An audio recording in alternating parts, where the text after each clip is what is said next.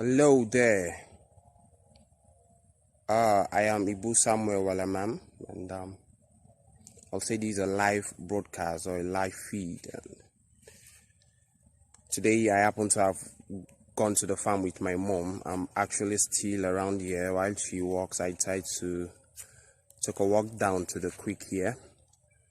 A couple of days ago, there was a thick dark smoke. People spotted this very thick dark smoke around ML1 community. And most were wondering what could be the cause of these thick dark smoke. And today, fortunately for me, our farm is kind of close to the scene of events, so I came down here to really see things for myself, like I did sometime last year when there was a fire outbreak of that sort around ML2 primary school building. And I'm here and just standing here and looking at the devastating effects of that fire on the creek and then its environment. I feel quite sad knowing how this creek was a source of livelihood to our fathers, our mothers, and even children around here. I remember back then, a couple of years ago, every year between the months of March, April, each of the 12 communities around this clan, they will fish on this creek. They come fishing on this creek. We had our annual fishing festivals. But in recent years, that has become a thing of the past. Why? It's because of the effects of, will I say, the crude oil exploration activities within the area. Now, what caused the fire outbreak? Just crude oil. Yeah, like last year, the other event I covered, the other scene I covered. If I turn around now, you will see that a good part of the creek in this area is covered by a black substance, the black gold, as you might want to call it. Yep. Now that's not the land. That's a creek. That's the popular Kolo Creek. Yes. There's the Kolo Creek, and this between ML1 community and the Kolochi community. And if you look behind me, you will see farmlands around here. Somewhere there, that spot here, you can find that dead palm tree. That was someone's cassava farm.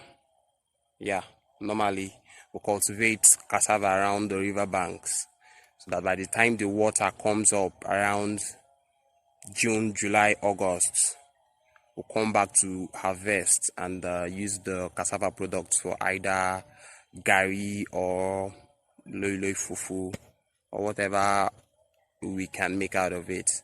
But right now, the farmlands around this area, you can see the grasses behind me dead as a result of the fire outbreak here. These are remains of crude oil on the creek. That's the other side of the creek. I'm standing on this other side. So looking at it in the camera, you might think this is a portion of land where you can just walk past. No, it's not. This is the nature, this is the condition we find ourselves in. Now we try to pull our canoe down here, myself and my mom, but the thickness of this stuff you're seeing here was just too much, was way too much for us to pull our canoes down here. Now this creek did not only serve as a source of livelihood in terms of providing fish for our parents and those around here, it also served as a means of transportation for local farmers who traveled all the way down to the local government headquarters, Ogbia Town, some years back to market their farm produce. Right now, we can no longer do that. The creek is very shallow right now, and other than being shallow, the remains of the crude oil products around the creeks have ensured that places where we could access using our local canoes and local boats, we can no longer gain access to those places. Now, these are some of the negative effects that people around here have to bear as a result of crude oil exploration activities going on around the communities here. ML 1, 2, Kolo 1, 2, and 3 are not part of the cluster communities. Now, the cluster communities, these are communities within Kolo Creek who are playing host to the oil companies, or where you can find wells, oil wells, or whatever it is they are called around there. And as you can see, this fire engulfs here in ML 1 community. And you see that the negative effect of the oil exploration going on around here is felt mostly by the poor farmers around here. The poor farmers around here. Now, these are people who don't even have access to running water, drinkable water. They don't have access to electricity.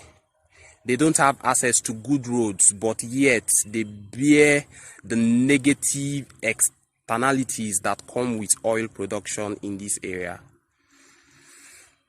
I've decided to